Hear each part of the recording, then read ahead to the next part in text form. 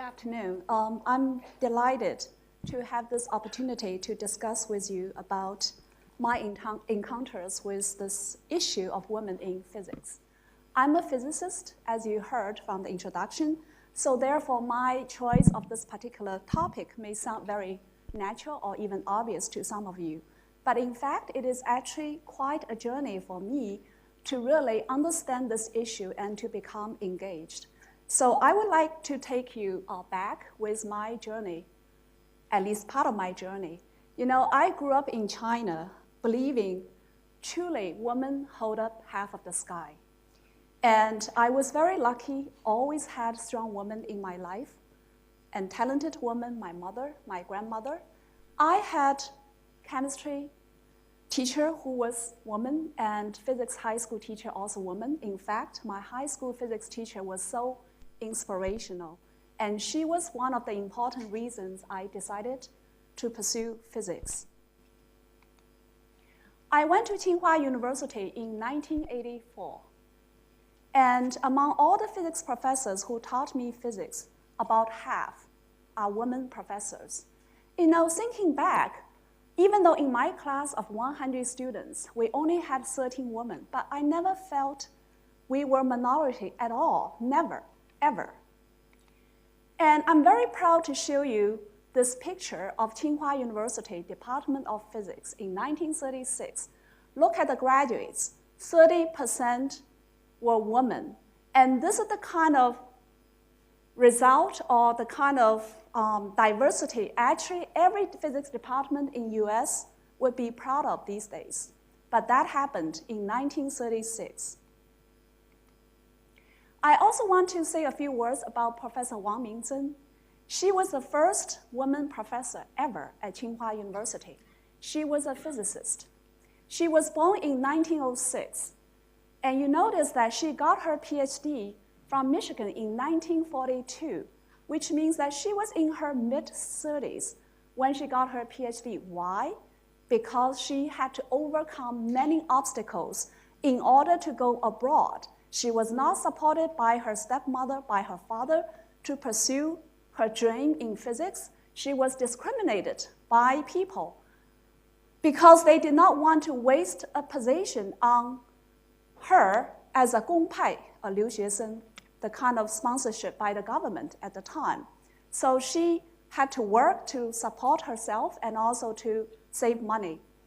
And she returned to China after her work at MIT in 1955. So I mentioned that I was lucky, and I also have very strong role model in my life. Madame Curie and Madame Wu both were experimental nuclear physicists, and I became an experimental nuclear physicist myself. So I was so lucky growing up at the time that we were supported, encouraged by our teachers, by our parents to pursue our interest and passion in science, whether we were girls or boys. So you can imagine when Chinese students went to US, people always like to ask us, what will be your culture shock? In 1989, when I went to the famous California Institute of Technology, Caltech, world famous for science and technology, and very well known as the cradle for Nobel Prize. I was in shock when I discovered the same year when I went to Caltech, Caltech had the first woman faculty, woman professor in physics. And I was even more shocked later to find out that Caltech did not have undergraduate women students until 1970. The lab I was doing my research, Kellogg Radiation Lab, had a few outstanding, talented American women physicists at the time. What I noticed that they were very sensitive and sometimes perhaps even a little bit defensive as women in physics, which I didn't quite understand why initially. Until one day, a fellow graduate student in physics, American male student, we were friends. And he said, you know, Haiyan, I think in order for me to be accepted by Caltech, I believe my scores must be higher than yours. So what he was saying is that, Caltech most likely lowered the standard so that you got in. And I knew myself very well, so I told him, I said, Brian, you're wrong. I'm pretty sure my scores are higher than yours. And I was correct. My scores were higher than his. Thank you. So that was my first brief encounter with the issue of women in physics at Caltech. My major encounter took place at MIT. I joined the physics faculty as a tenure-track assistant professor in 1997. At MIT 1999, a committee released a report on a study on the status of women faculty in science at MIT. That report took two committees several years of work. What was the finding in the report? The finding in the report can be summarized. Why faculty member like myself at the time were considered junior faculty member, we felt overall we were supported well. There was no discrimination. However, at the senior level, for those women who got tenure and for professors, they felt the kind of discrimination happened along the way over the years. And you notice that when you look at their salary, you look at their lab space, you look at the nomination for awards, you look at other resources compared with the male colleagues, you see a noticeable difference. This report was the first one which really bring this issue to the national stage and was very, very timely and also very sensational at the time. And many universities, national labs, professional societies of science took notice and started to take action. A few years later, I joined Duke University as a tenured associate professor. Around that time, my department had some very difficult issues concerning gender. And we were working very hard, trying to make the whole university, the whole department more inclusive and improve the climate of the whole department. As we were working through these very difficult issues, I was very pleasantly surprised to find out that Duke University in 1930s had the first woman professor in science, and she was on the faculty in physics. Here there's a story. In those days, as you see, Duke University is quite young, and the university was changed to its present name in 1924. So therefore, for those of us who are building NYU Shanghai or Duke Kunshan University, we understand what it meant to build a university. President Field at the time was personally involved to recruit high physics faculty. So he wrote a letter to President Milligan, the president of Caltech, who was a Nobel laureate, asking him whether Duke should hire Dr. Spooner to its faculty in physics. Milligan wrote back, essentially telling President Field that you should not waste a position on a woman. The good news was President Field did not take his advice, and Dr. Spooner joined the faculty in 1936 until her retirement in 1966. She was the first woman professor in science at Duke, as I mentioned. And because of her being at Duke, she was able to attract, she was like a magnet. She attracted a large number of international renowned physicists to Duke University. So in the 1950s, the university physics department was in the same league as the physics department at Yale and MIT, Harvard. Here I'd like to show you a picture, a very historical picture. Everybody recognized Albert Einstein on this picture. Sitting to the left is Dr. Herder Spooner. And I also want to point out another famous woman physicist, Lisa Meitner. And there are several names here in red, and all these are Nobel laureates. And one of them is Otto Hahn. Now, Otto Hahn was awarded Nobel Prize for the same discovery he and Lisa Meitner co-made, but she was not given Nobel Prize. And this was one of the most infamous discrimination against women in science in history. And I also want to tell you that before World War II, there were only 3 women in Germany who actually obtained habilitation. And this is the qualification for you to be able to apply for a teaching position in Germany at the time. Only 3 women. One of them was Lisa Meitner, and the other 2 are Herta Smaner and Hedwig Kohm. And Dr. Kohm, after her retirement as a physics professor at Wellesley, she came to Duke University and worked doing research at Duke University until her death in 1964. So you see, Duke physics had a very glorious history associated with women in physics or women in science.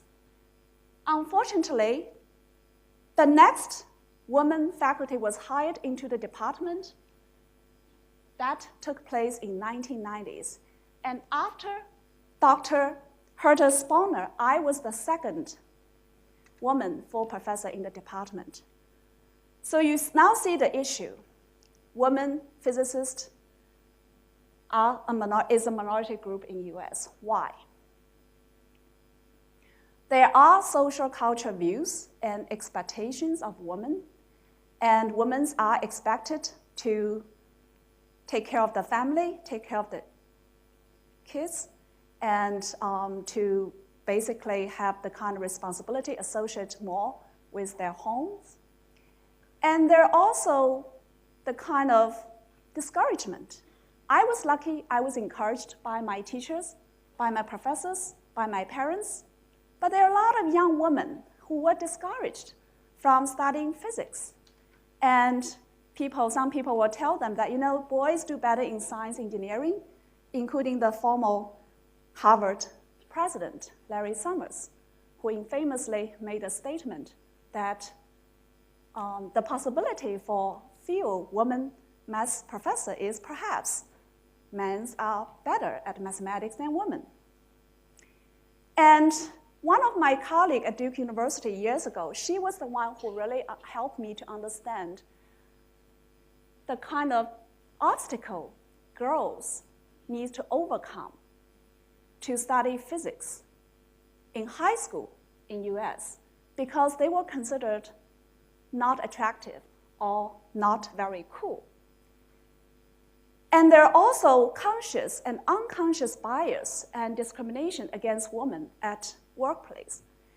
There are women, in order to go achieve higher goals, they have, on average, more obstacles to overcome. As a minority group, your voice quite often is not heard. And when it comes to negotiations, somehow women just do not seem to really think a lot about negotiation, or somehow just have a different opinion when it comes to negotiation. Here I can share a story. When I was being recruited from MIT to Duke, the dean at the time had a meeting with me on my second trip before I decided to accept the offer. He said, everything is up for negotiation, including your salary. I said, no, I don't negotiate salary. Why? I said that I trust you guys will do the right thing. And we tend to trust the institution will do the right thing based on your qualification, based on your contribution to the institution. So therefore, most of the women faculty do not go outside to seek offers. And if you are very confident, assertive, when you ask for support, sometimes you are considered being too aggressive. So over time, you can see why you see the kind of finding in the MIT report in terms of difference in salary, space, awards, resources, and compare with their male colleagues or counterparts. So how do we improve? I think that building awareness is extremely important. And I mentioned that the MIT report really helped a lot to bring this very important issue to the forefront. American Physical Society, as well as a lot of other science professional society, really have been championing this issue and working very hard. And we all are working very hard on the pipeline. And pipeline is extremely important. Remember, I said that girls were discouraged.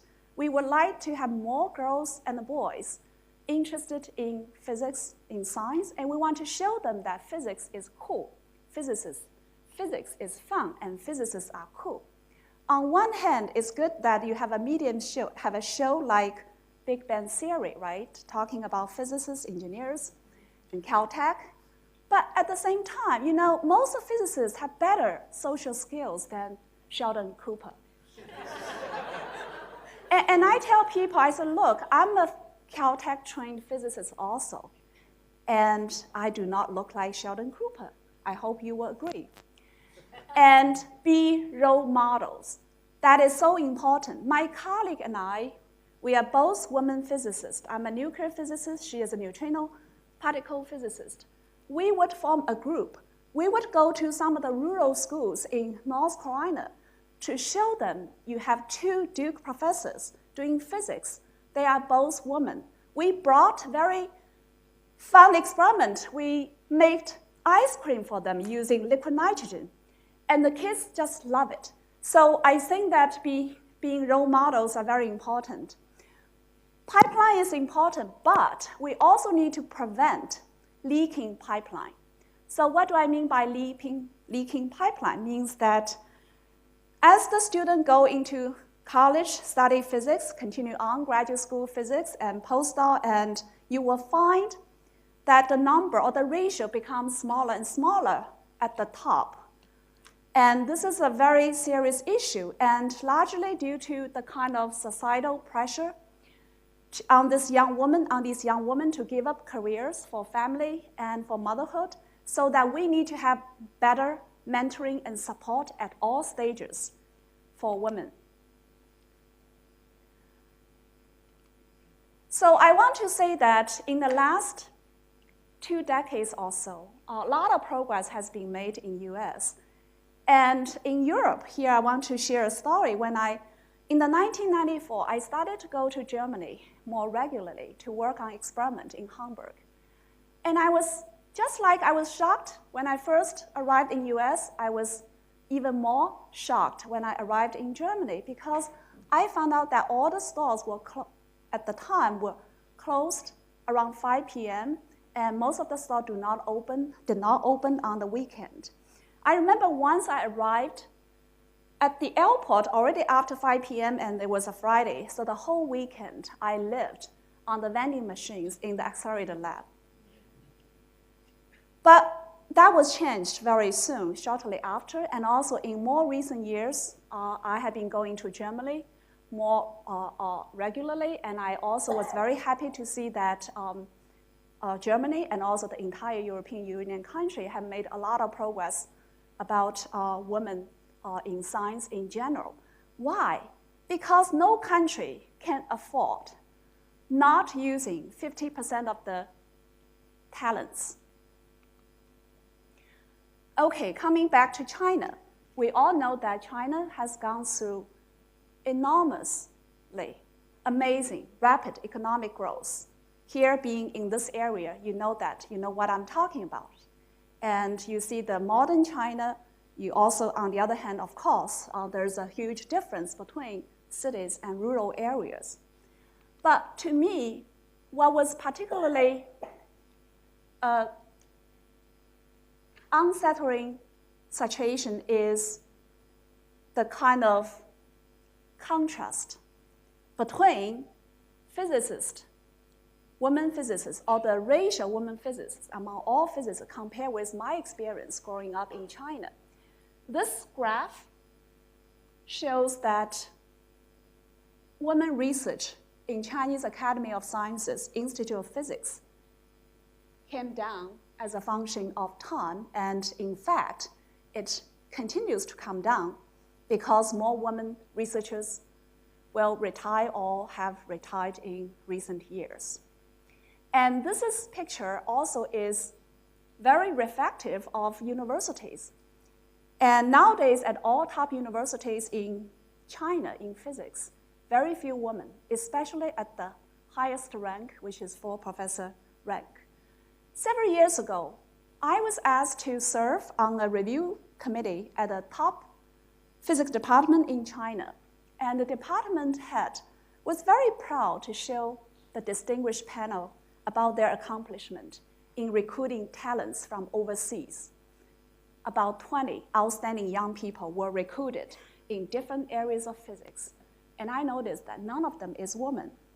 So I raised my hand. I say, did you notice that none of them is woman? And I know based on numbers, whether it's American Physical Society number or American Institute of Physics number or number from European countries, I know there are a good number of women, very talented women in different kind of fields of physics in the areas you're recruiting. They didn't even notice this. And I think that that is actually a very sad situation. And this is not unique, by the way, just for physics or for other science area. Laurie Kohler recently visited Duke Kunshan University. She's an alum of Duke University, and she's the senior vice president for Kohler Company. And you guys also use Kohler product here, and we do also. And she showed this data, and look at this data. And you see, for large corporations, companies, and for women leadership at senior level, CEO or director of board positions, you see the number for both countries, US and China, very low, but for China, it is particularly low. And we also know from your friends, your family, that women are very much discriminated these days in finding jobs and lack of support and also lack of respect at workplace. And this is actually not a good situation. And I don't think China can afford not using 50% of talent of human resources. And what to do, again, it's important to build awareness. Here I want to share another story. It just happened actually this week in Wuhan University. In Wuhan, not in Wuhan University. I was having dinner with a colleague who is a physicist. And we started to talk about women in physics situation issue. And he was very surprised by why I care about this issue so much. And so in that conversation, it became very unpleasant because he was telling me basically that, you see, you and I have difference. Because you care about this kind of issues, I care about bigger issues. And I don't think that, not using 50% of talent of human resources is a small issue. And I think that building awareness is particularly important in China. And of course, what I said earlier, work on the pipelines and outreach, be role models and change bias and perceptions and prevent leaky pipeline, which means mentoring and support, very important. And network is also very important, and different kind of programs, leadership, development programs for young women interested in science, that is very important. And lastly, I want to say women in science, women in physics, or gender equality, it is not just an issue for women. It is an issue for everybody.